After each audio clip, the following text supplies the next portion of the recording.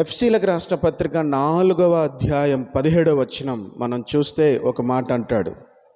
So దేవునికి మనము అన్యుల వలె కాకుండా దేవునికి మనము కృతజ్ఞతాస్తుతులు చెప్పేవాళ్ళంగా ఉండాలి. ఈ సంవత్సరం అంతా మనకు జరిగినటువంటి పరిస్థితులు, మనము నడిచిన మార్గాలు, ఇవన్నీ కూడా ఎలా తెలియచేస్తున్నాయి, ఏం చెప్తున్నాయి? నాకు దుఃఖం కలిగింది అని కొందరు అనొచ్చు, నాకు నష్టం జరిగింది అని కొంతమంది అనొచ్చు, నాకు ఏమీ మిగలలేదు అని కొంతమంది అనొచ్చు, నేను ఆశించింది జరగలేదు అని కొంతమంది అనొచ్చు, ఇంకొంతమంది నేను ఇలా అనుకున్నాను కానీ ఇంకోలా జరిగింది అని అనుకోవచ్చు. వీటన్నిటి మధ్యలో రోమీలకు రాష్ట్ర పత్రిక 1వ అధ్యాయం 21వ వచనంలో పౌలు రోమా సంఘానికి రాస్తూ ఏమంటాడంటే, అయ్యా, మీ పితరులు రకరకాలుగా ఆలోచించారు, రకరకాలుగా ప్రవర్తించారు, వ్యర్థులైపోయారు అంటే దానికి ఆపోజిట్ వర్డ్ ఏంటో తెలుసా? అర్థవంతులు కాలేకపోయారు. ఎప్పుడు అర్థవంతులు అవుతాం మనం? మన బ్రతుకు, మన జీవితం, మన నడవడిక ఎప్పుడు అర్థవంతంగా ఉంటుంది అనంటే దేవునికి కృతజ్ఞతాస్తుతులు చెప్పినప్పుడు, దేవునికి కృతజ్ఞతాస్తుతులు చెప్పే మనస్సు మనము కలిగి నడుస్తున్నప్పుడు మన జీవితం అర్థవంతులం అవుతాం. ఆ మాట చెప్తూ వస్తూ ఇదే పౌలు గారు, పరిశుద్ధుడైన పౌలు గారు ఎఫెసీ సంఘానికి రాస్తూ కృతజ్ఞతాస్తుతులు చెప్పడం అనేది అన్యులకు ఉండని లక్షణం. అది కృతజ్ఞతాస్తుతులు చెప్పడం అనేది అన్యులకు ఉండదు. ఆ లక్షణం అన్యులకు కొన్ని లక్షణాలు ఉంటాయి, అలా మీరు నడుచుకోవద్దు. సో దేవుని వాక్యములో మరి అన్యుల్లాగా నడుచుకోవద్దు అని దేవుడు చెప్తున్నాడు అనంటే, దేవుని యందు మనం సక్రమంగా నడుచుకోవాలి అనంటే మనం ఏం చేయాలి? దేవుడు నడిపించినట్టుగా నడవాలని దాని అర్థం, అంతే కదా. మీరు అన్యుల్లాగా నడవద్దు అనంటే ఇంకెవరిలాగా నడవాలి ప్రభు అంటే, మీరు ఇంకెవరిలాగా నడవద్దు, నేను నడిపిస్తాను మిమ్మల్ని. ఆ మాటకు అర్థం అది. 2023 సంవత్సరం అంతా మనం నడిచాం, దాటొచ్చేసాం. మరి మనము నడిచామా? ఇంకొకరిని పోలి నడిచామా? ప్రభు మనల్ని నడిపించాడా? చాలామంది ఆలోచన చేసుకోవాల్సినటువంటి విషయం ఇది. ఎవరు నడిపించాడు నిన్ను? మనలను ఎవరు నడిపిస్తున్నారు? మీరు అన్యుల్లాగా నడుచొద్దు అని హెచ్చరిక చేస్తున్నాడు అనంటే ధన్యుల్లాగా నడుచుకోండి అని కదా అర్థం, అంతేనా కదా? మరి నిన్నెవరు నడిపించారు? ధన్యుడు. భూమి మీద ఎవరున్నారు? ధర్మశాస్త్రమందు దివారాత్రములు ధ్యానించువాడు ధన్యుడు అని అంటాడు. ధర్మశాస్త్రమును అవపోషణ పట్టినవాడు యేసుక్రీస్తు ప్రభు. ధర్మశాస్త్రమును బాగా చదివినవాడు యేసుక్రీస్తు ప్రభు. ధర్మశాస్త్రమును సున్నైనను పొల్లైనను తప్పిపోకుండా నెరవేర్చినవాడు యేసుక్రీస్తు ప్రభు. యేసుక్రీస్తు ప్రభుకు మించిన నీతిమంతుడు మనకు కనబడడు. కాబట్టి ఆ నీతిమంతుడైనటువంటి యేసయ్య ధన్యుడు. ఆ ధన్యుడు మనల్ని నడిపించాడా? లేదా మన జీవితాన్ని నడిపించుకునే విషయంలోనైనా, కుటుంబాన్ని నడిపించుకునే విషయంలోనైనా, పిల్లలను నడిపించుకునే విషయంలోనైనా, సంఘమును నడిపించుకునే విషయంలోనైనా, ఉద్యోగములో నడుచుకునే విషయంలోనైనా, పనిపాటల్లో నడుచుకునే విషయంలోనైనా నిన్ను నువ్వు నడిపించుకున్నావా? నిన్ను ఇంకొకరు నడిపించారా? నిన్ను ప్రభువు నడిపించాడా? మనం ఆలోచన చేసినప్పుడు మనలను ప్రభువే నడిపించాలి.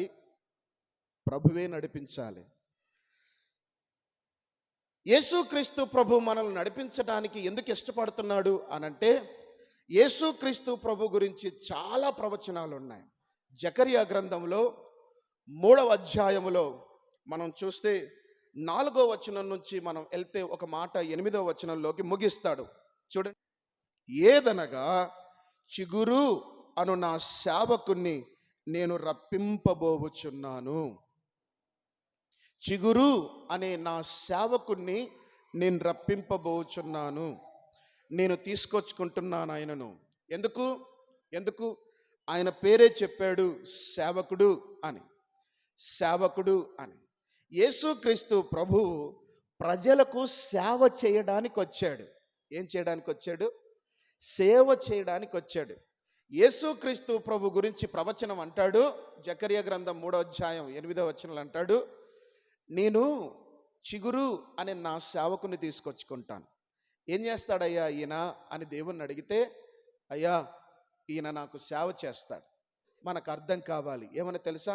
యేసయ్య చేసే సేవలలో ఒక సేవ నిన్ను చేయి పట్టుకొని నడిపించేటువంటి సేవ. మంచి అనుబంధము కలిగి నిన్ను నడిపించటం నాకు దేవుడిచ్చిన సేవ. దేవుడిచ్చిన సేవ. కాబట్టి 2023వ సంవత్సరం అంతా కూడా మనం ముగింపు వచ్చినప్పుడు వాగ్దానం కోసం ఆలోచించడానికంటే ముందు, దేవుని సన్నిధిలో పశ్చాత్తాపడడానికంటే ముందు, కొత్త సంవత్సరం బాగుండాలి అని ప్రార్థన చేసుకోవడానికంటే ముందు 23వ సంవత్సరం నిన్ను ఎవరు నడిపారు? దేవుడు ఈ లోకానికి తన సేవకుడైన నజరేయుడగు యేసుక్రీస్తు ప్రభును పంపించింది నిన్ను నడిపించటానికి, నరకములో నుంచి బయటికి నడిపించటానికి, పరలోకములోనికి నిన్ను నడిపించటానికి, ఇరుకు మార్గములో సనగకుండగా నెమ్మదిగా నడిపించటానికి, అసమాధానపు లోకములో నుండి సమాధానకరమైన దేవుని లోకములోకి నిన్ను నడిపించటానికి యేసుక్రీస్తు ప్రభుల వారు పరమును విడిచిపెట్టి భూమి మీదికి వచ్చాడు. నిన్ను నడిపించటానికి, నీ దరిద్రతను తన మీద వేసుకొని నిన్ను ధనములోకి నడిపించటానికి, సంపన్నతలోనికి నడిపించటానికి ఆయన పైనుంచి కిందికి వచ్చాడు. రోగపు జీవితంలో నుంచి ఆయన స్వస్థత కలిగిన బ్రతుకులోకి నడిపించటానికి ఆయన తండ్రిని వదిలి నీ దగ్గరికి వచ్చాడు. నడిపించడం ఆయన సేవ. ఆయన చెయ్యాలనుకుంటున్న సేవ, ఆయన చెయ్యడానికి వచ్చిన సేవ. చేసే అవకాశం ఆయనకి ఇచ్చావా? 23వ సంవత్సరం చాలామంది ఆలోచించాల్సిన విషయం. మనం చూడండి, చాలా సందర్భాలలో మనము మర్చిపోతాం. దేవుడికి మనసుందని, ఆయన కూడా మాట్లాడతాడని, ఆయన కూడా కన్నీళ్లు పెట్టుకుంటాడని, ఆయన కూడా మన జీవితంలో నవ్వుతాడని, ఆయన కూడా ప్రతిస్పందన చేస్తాడన్న విషయం మనం మర్చిపోతాం. చాలా సందర్భాలలో దేవుణ్ణి ఒక వ్యక్తిగా చూడటం మనం మర్చిపోతాం. దేవుణ్ణి ఒక శక్తిగా చూడటానికి మాత్రమే మనం ఇష్టపడతాం. డాక్టర్ అనే శక్తి, అప్పులను తీర్చే ఒక శక్తి, మనల్ని కాపాడే ఒక సైనికుల్లాంటి శక్తిగా మనం చూస్తాము. కానీ ఆయనకు మనస్సు ఉంది, మనతో మాట్లాడాలని, మనతో ముచ్చటించాలని, మనతో తనకున్నటువంటివి పంచుకోవాలని ఆశపడుతున్నాడన్న సంగతి మర్చిపోతాం. దినదినం మనకిష్టం వచ్చినట్టుగా మనం నడుస్తాం. ఆ మాట, ఆయన నడిపిస్తాడు అన్న మాట చాలా స్పష్టంగా చెప్పినటువంటి పుస్తకం యెషయా గ్రంథం. ఇప్పుడు రండి, యెషయా గ్రంథం 49వ వచనం, 49వ అధ్యాయం, 49వ అధ్యాయం 8, 9, 10 వచనాలు మనం చదువుదాం. యెహోవా ఇలాగు సెలవిచ్చుచున్నాడు అని చెప్పి, నిన్ను నీ అని చెప్పి 10వ వచనంకి వచ్చేసరికి ఏమంటాడు చూడండి, వారి యందు. అదేంటి? ఇప్పటిదాకా సింగులర్ వాడి, ఏకవచనం వాడి ఒక వ్యక్తి గురించి మాట్లాడుతూ 10వ వచనంకి వచ్చేసరికి ఏమన్నాడు? వారు అని అంటున్నాడు. ఈ నీ ఎవరు? వారు ఎవరు? ఈ మాటలు ఆలోచిస్తున్నప్పుడు యేసుక్రీస్తు ప్రభు గురించి ప్రవచనాత్మకంగా ఇక్కడి నుంచి మాట్లాడుకుంటూ వెళ్తూ 58వ అధ్యాయం వరకు చాలా విషయాలు మాట్లాడుకుంటూ పోతాడు. ఎక్కువసేపు యేసుక్రీస్తు ప్రభు గురించి. ఈ నీ అనేది యేసుక్రీస్తు ప్రభు గురించే. చూడండి, మనం చదవగలిగితే 3వ వచనములో, ఇశ్రాయేలు నీవు నా సేవకుడవు, నీలో నన్ను మహిమపరుచుకొనేదను అని ఆయన నాతో చెప్పాను. చూడండి, యేసుక్రీస్తు ప్రభు అంటాడు, చూడండి ఏమంటున్నాడు, నేను నిన్ను కాపాడి ప్రజలకు నిబంధనగా పెడతాను. ఇప్పుడు మనం బైబిల్లో 2 నిబంధనలు చూస్తాం. ఒకటి పాత నిబంధన, 2 క్రొత్త నిబంధన. క్రొత్త నిబంధన అంతా కూడా యేసుక్రీస్తు ప్రభు గురించే అంటున్నాడు. ప్రజలకు నిబంధనగా యేసయ్యను నేను నియమిస్తాను అని అంటున్నాడు. నియమిస్తే ఆయన ఏం చేస్తాడు? 10వ వచనంలో అప్పుడు అంటున్నాడు, వారి యందు, ఎవరి యందు? ఎవరి యందు? వారి యందు అని అంటున్నాడు. ఎవరు వీళ్ళు? మనం చూస్తే 6వ వచనములో మనం చదవచ్చు. 6వ వచనములో ఎవరి యందు అనే మాటకు అర్థం చెప్తూ వస్తాడు. నీవు యాకోబు గోత్రపు వారిని ఉద్ధరించునట్లును, ఇశ్రాయేలులో తప్పింపబడిన వారిని రప్పించునట్లును నా సేవకుడవై ఉండుట ఎంతో స్వల్ప విషయము. భూ దిగంతముల వరకు నీవు నేను కలుగజేయు రక్షణకు సాధనమగుటకై అన్యజనులకు వెలుగైయుండునట్లు నిన్ను నియమించి తిని. ఇప్పుడు వారు అనే ప్రజలు ఎవరు?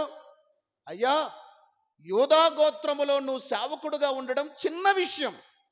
దేవుడికున్న ఆలోచనలు పెద్దవి, దేవుడికున్న తలంపులు పెద్దవి, దేవుడు నిన్ను తీసుకెళ్లే విధానం పెద్దది.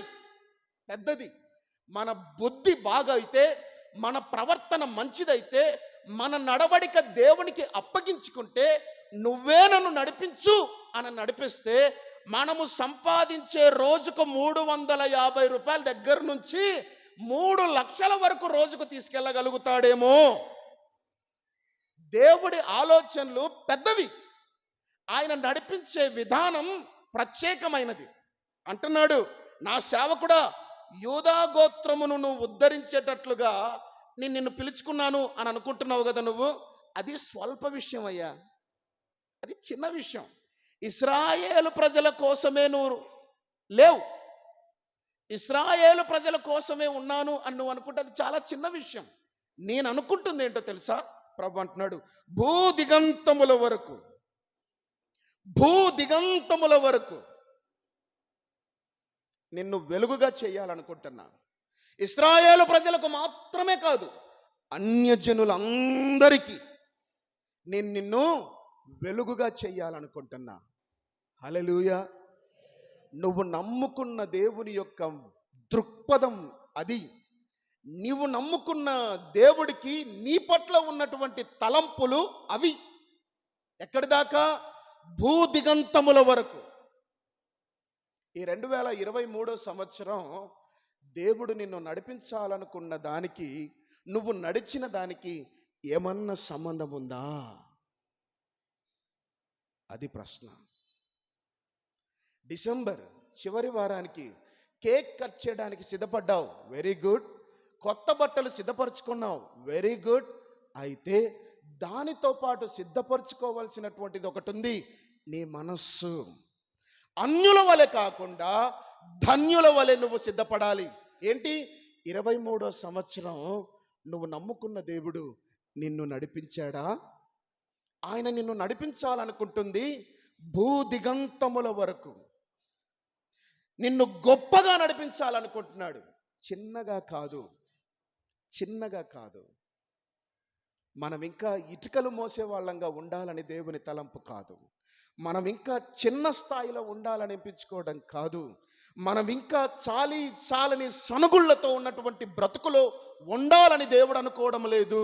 దేవుని చూపు, దేవుని ఆలోచన, దేవుని నడిపింపు చాలా పెద్దది. ఎంతసేపు మనం కిందికే చూసుకుంటున్నాం. ఇది అర్థమైనటువంటి పౌలు అంటాడు, ప్రవ్వా, నేను కిందున్న వాటిని మర్చి పైనున్న వాటి వైపు గురిపెట్టి చూస్తున్నాను ప్రవ్వా. గురి తప్పకుండా బహుమానం పొందేటట్లే పరిగెత్తాలనుకుంటున్నా. ఎందుకో తెలుసా? యేసుక్రీస్తు ప్రభు ఎందుకు వచ్చాడో, యేసుక్రీస్తు ప్రభు ఎలా నడిపిస్తాడో పౌలుకు బాగా అర్థమయ్యింది. అందుకే అంటున్నాడు, కిందున్నవి నేను మర్చిపోతా, పైనున్న వాటి మీద గురి పెడతా. ఎందుకంటే నన్ను నడిపించే దేవుని యొక్క ఆలోచనలు పైవి, పెద్దవి, మామూలువి కాదు. ఈరోజు ఇక్కడ కూర్చున్న ప్రతి బిడ్డతో దేవుని సేవకుడుగా ఛాలెంజ్ చేస్తూ చెప్తున్నాను, నువ్వు దేవుడికి అప్పగించుకోగలిగితే దేవుడు నిన్ను నడిపించే విధానం చాలా చాలా చాలా చాలా డిఫరెంట్గా ఉంటుంది. దేవుని సన్నిధిలో రేపొద్దున నువ్వు ఎప్పుడైనా ఈ వీడియో వింటే, ఈ వాక్యం వింటే, నీతోనే సేవకుడుగా ఆనాటికి నీ హృదయాన్ని తాకేటట్టుగా ఇప్పుడు మాట్లాడుతూ ఉన్నాను యేసు నామములో. నిన్ను దేవుడు పిలిచింది శ్రేష్టమైన స్థానానికి, శ్రేష్టమైన సాక్ష్యానికి, శ్రేష్టమైనటువంటి దీవెనకు నిన్ను పిలిచాడే తప్ప స్వల్పమైన సంగతులకు కాదు. దూత దగ్గర నిలిచి ఉన్న వారిని పిలిచి, ఇతని మైల బట్టలు తీసివేయుడి ఆజ్ఞాపించాడు. నేను నీ దోషమును పరిహరించి ప్రశస్తమైన వస్త్రములతో నిన్ను అలంకరించుచున్నాను అని సెలవిచ్చెను. అతని తల మీద తెల్లని పాగా పెట్టించుడని నేను మనవి చేయగా, వారు అతని తల మీద తెల్లని పాగా పెట్టి వస్త్రములతో అతన్ని అలంకరించిరి. దాని పక్కన సెమికోలన్ అనేది ఉంటుంది, ఒక పులి స్టాప్. ఆ పులి స్టాప్ పక్కన కామ ఉంటుంది. దానికి చాలా అర్థం ఉంది గ్రామర్లో. యెహోవా దూత దగ్గర నిలిచుండెను. యెహోవా దూత దగ్గర నిలిచి ఉండెను. అప్పుడు యెహోవా దూత యెహోషువకు ఇలాగు ఆజ్ఞిచ్చెను, సైన్యములకు అధిపతియగు యెహోవా సెలవిచ్చున్నదేమనగా, నా మార్గములలో నడుచుచు నేను నీకు అప్పగించిన దానిని భద్రముగా గైకొనిన ఎడల నీవు నా మందిరం మీద అధికారివై నా ఆవరణములను కాపాడువాడవగుదువు. మరియు ఇక్కడ నిలువబడు వారికి కలిగినట్లు నా సన్నిధిని నిలుచు భాగ్యము నీకిత్తును. హల్లెలూయా. నా మందిరపు ఆవరణములు కాపాడే బాధ్యత నీకిస్తా. వారికి కలిగినట్లు నేను నా సన్నిధిలో నిలిచే భాగ్యం నేను ఇస్తా. 2012 సంవత్సరం ప్రభు నాతో మాట్లాడినటువంటి మాట ఈ మాట. అప్పుడు అన్నాడు ప్రభు, నేను నీకు ఇచ్చిన దానిని జాగ్రత్తగా కాపాడు. దేవా, ఏమిచ్చాను? నాకు వాక్యాన్ని ఇచ్చాను, పిలుపునిచ్చాను. దాన్ని జాగ్రత్తగా కాపాడుకో. ప్రభువు నీకు కూడా ఇచ్చాడు, శ్రేష్టమైన రక్షణ నీకు ఇచ్చాడు. దేవుడు తన ప్రాణాన్ని వెలగా పెట్టి పాపపు బుద్ధితో ఉన్నటువంటి నిన్ను, మలినమైన లోకములో ఉన్నటువంటి నిన్ను, కొట్టుకుపోయి కలుషితమైనటువంటి దరిద్రమైన మనస్సున్నటువంటి నిన్ను తన రక్తముతో కడుక్కొని లేవనెత్తి తన సన్నిధికి తీసుకొచ్చుకొని నా బిడ్డ అని చెప్పి తన రక్షణ కిరీటాన్ని నీకు పెట్టాడు దేవుడు. ప్రభు అంటున్నాడు, దాన్ని కాపాడుకో. నువ్వు దాన్ని భద్రంగా చూసుకుంటే, దాన్ని భద్రంగా పెట్టుకుంటే నా మందిర ఆవరణములు కాపాడే భాగ్యం నీకు ఇస్తా. ప్రేమైన వర్లరా, దేవుడు నీతోనే మాట్లాడుతున్నాడు. చదువు రాదనుకుంటున్నావా? ఎక్కడో తక్కువ కులంలో పుట్టాననుకుంటున్నావా? ఈ జీవితాన్ని చిన్నదిగా చూసుకుంటున్నావా? కాదు. ప్రభు అంటున్నాడు, యూదా గోత్రమును ఉద్ధరించినట్లుగా నిన్ను పిలిచాననుకుంటున్నావు కదా.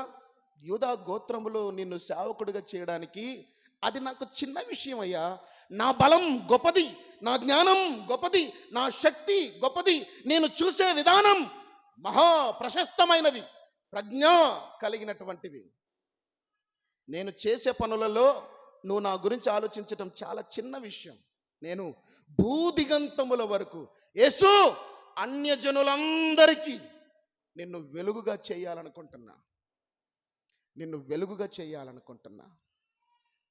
చెలి, ఈ మాటలు నిన్ను ఎమోషనల్గా తీసుకెళ్ళడానికి చెప్పట్లా, ఇది వాస్తవం. 5.4 అడుగులున్న మనిషి జీవితం నీ ముందు కళ్ళెదుట కనపడుతుంది. నువ్వు అక్కడ కూర్చున్నావు, నేను ఇక్కడ నిలబడ్డాను. నీకు నాకు మధ్యలో ఉన్నది వాక్యం. ఆయన 8-9 సంవత్సరాల క్రితం చేసిన వాక్యం ఆయన నడిపిస్తే నీ దగ్గరికి వచ్చా. నిన్ను నడిపించాలనుకుంటున్నాడు దేవుడు. నడిచావా? 23వ సంవత్సరం దేవుడు నడిపించినట్టు కాక నీకు ఇష్టం వచ్చినట్టు నడిచావా? ఒక్కసారి ఆగు. దేవుడు నీకు వాగ్దానం ఇస్తాడు. నువ్వు అడిగినా అడక్కపోయినా ఆయన ఇస్తాడు. కానీ నువ్వేం చేసావు దేవుడికి ఈ సంవత్సరం? ఆయన చేయబట్టుకొని చంటి పిల్లలాగా నిన్ను నడిపించడానికి ఇష్టపడినప్పుడు నడిచావా? ఆయన నీ నడుము కింద ఎడమ చేయి పెట్టి నీ తలపైన కుడి చేయి పెట్టి ఆయన హత్తుకోవాలనుకున్నప్పుడు ఆయన రొమ్మును హత్తుకున్నావా? ఇదిలిచ్చుకున్నావా? ఒకసారి ఆలోచించు. దేవుడు నడిపించటానికి ఇష్టపడే దేవుడు. అంత కనికరించే దేవుణ్ణి కాదని లోకము నడిపించినట్లు మనం తిరుగుతున్నాం. లోకము నడిపించినట్లు నడవడానికి ఇష్టపడుతున్నాం. ఇంత ప్రేమ చూపిస్తున్న, కనికరిస్తున్న దేవుని కుడి హస్తానికి మన కుడి చెయ్యి ఇవ్వాల్సింది పోయి మన సొంతంగా నడవడానికి ఇష్టపడ్డాం. అందుకే నీకొచ్చిన ఆదాయం చిన్నది, అందుకే నీకొచ్చిన ఆరాధన చిన్నది, నీకొచ్చిన ప్రార్థన చిన్నది, నీకొచ్చిన ఆస్తిపాస్తులు చిన్నవి. ఆయన బుద్ధి, ఆలోచన, జ్ఞానం నీ పట్ల చాలా పెద్దగా ఉన్నాయి. ఆలోచించు. ప్రభు అంటున్నాడు, ఎవరి యందు? వారి యందు నేను కనికరించే దేవుడను, కాబట్టి నడిపిస్తా. 2024 సంవత్సరానికి వెళ్ళే ముందు, ప్రభా తప్పైంది, అంత మంచి మనసు కలిగిన నిన్ను కాదని 23వ సంవత్సరం అంతా అడ్డగోలుగా తిరిగా, నోటికొచ్చిందల్లా మాట్లాడా, ఎక్కడ పడితే అక్కడ కూర్చున్నా, ఎక్కడ పడితే అక్కడ ప్రవర్తించినా నన్ను క్షమించు, నన్ను దిద్దు, నేను మారతా. నువ్వు నడిపిస్తే నేను నడవడానికి ఇష్టపడుతున్నా, ఇదిగో నా చేయి పట్టుకో. 2024 సంవత్సరం అయినా నువ్వు నడిపించినట్లుగా నడవడానికి నాకు శక్తిని ప్రభువా, నోరు నువ్వు నడిపించినట్టుగా మాట్లాడడానికి సహాయం చేయి, చూపు నువ్వు చూడమన్నది చూడటానికి నాకు సహాయం చేయి, నువ్వు నడిపించినట్లు నా బ్రతుకు నడవడానికి ఇష్టపడుతున్నా, నీకు అప్పగిస్తున్నా అని నువ్వు ప్రార్థన చేయగలిగితే దేవుడు నడిపిస్తాడట. ఎక్కడికి? రా. ఓ మాట అంటున్నాడు ఆయన, చూడు ఏమంటున్నాడు, 10వ వచనం, వారి యందు కనికరించువాడు వారిని తోడుకొని పోవచ్చు. ఎక్కడికి నడిపిస్తాడట? నీటి బుగ్గల యొద్ద వారిని నడిపించును. నీటి బుగ్గల యొద్దకు నడిపిస్తాడు. మనం బైబిల్ను ఎలా పడితే అలా ప్రసంగం చేయడానికి వీల్లేదు, ఎలా పడితే అలా ధ్యానం చేయడానికి వీల్లేదు. ఏ ప్రసంగం పడితే ఆ ప్రసంగం మనం ధ్యానం చేయడానికి ఇష్టం లేదు, అది కరెక్ట్ పద్ధతి కాదు. నీరు అనే మాట మనకు ఫస్ట్ ఎక్కడ కనపడుతుంది? ఆది కాండములో కనపడుతుంది. జలముల పైన దేవుని ఆత్మ అల్లాడుచున్నను. దేవుడు ఎక్కడ ఉన్నాడో అక్కడ జలములు ఉన్నాయి, జలములు ఎక్కడున్నాయో అక్కడ దేవుడు ఉన్నాడు. అలా మాట్లాడుకుంటూ పాత నిబంధన దగ్గర నుంచి ఆది కాండం, నిర్గమకాండం, ఇలా కాండాలు దాటుకుంటూ పాత నిబంధన దాటుకొని కొత్త నిబంధనలోకి వస్తే యేసుక్రీస్తు ప్రభుల వారు అన్నారు, నేనే జీవజలం, నేనే నీటి బుగ్గ, నా నీళ్లు తాగితే వాని కడుపులో ఎప్పుడు దాహం ఉండదు. ఇప్పుడు నీటి బుగ్గల యొద్దకు వారిని నడిపిస్తాడు అనంటే ఎవరి దగ్గరికి నడిపిస్తాడట? జీవజలమైన యేసయ్య దగ్గరకు తండ్రి అయిన దేవుడు మనల్ని పట్టుకొని నడిపిస్తాడట. ఎక్కడున్నాడు? నీటి బుగ్గ, జీవజలమైన యేసయ్య తండ్రి కుడి పార్శ్వాన ఉన్నాడు. ఇప్పుడు అక్కడికి నిన్ను నడిపించేదను, అక్కడికి నిన్ను నడిపిస్తా. నువ్వు ఇక్కడిక్కడే చూసుకుంటున్నావు, ఆయన నిన్ను నడిపించాలనుకుంటుంది అక్కడ. దేవదూతలందరూ దేవుణ్ణి ఆరాధించే స్థలము దగ్గరికి, దేవదూతలందరూ తలెత్తి చూసి దేవుణ్ణి ఆరాధిస్తున్న స్థలములో నువ్వు కూడా ఉండాలి. అక్కడికి నడిపించాలనుకుంటున్నాడు. మనము ఎక్కడికి వెళ్తాం? మనం బర్త్డేలు వస్తే బిర్యానీ ఏ హోటల్లో బాగుంటే ఆ హోటల్ దాకే ఆలోచిస్తాం కదా.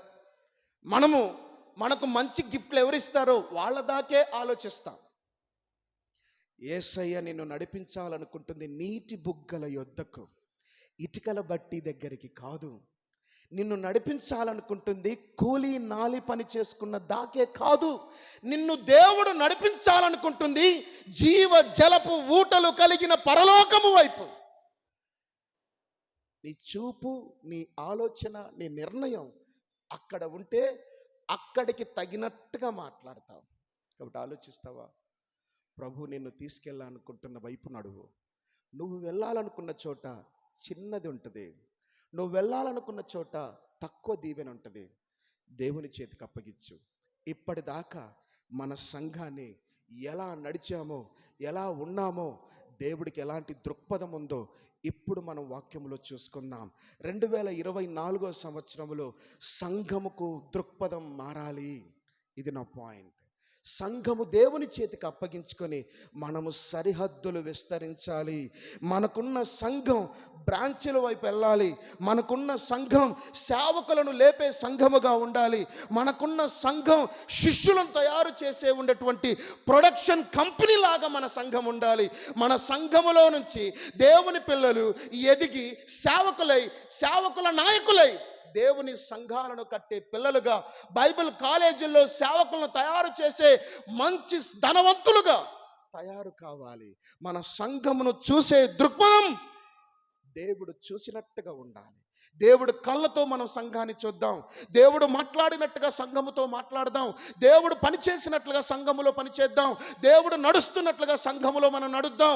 దేవుడు మన ప్రవర్తన ఎలా ఉండాలని సంఘములో ఆశిస్తున్నాడో అలా మనం సంఘములో మనల్ని మనం మోటివేషన్ చేసుకుందాం, మార్పు చెందుదాం.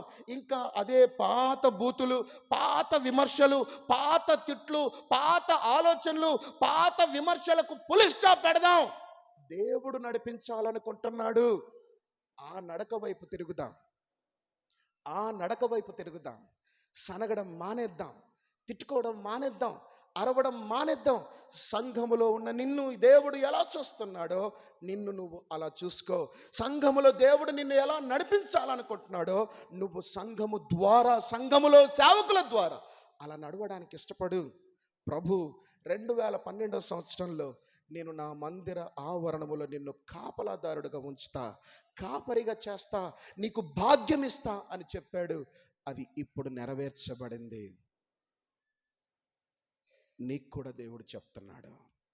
ఎబెనేజర్ సంఘమా, నీకు కూడా దేవుడు చెప్తున్నాడు, నీటి బుగ్గల యొద్దకు నడిపించటానికి నీ సేవకుని నేను.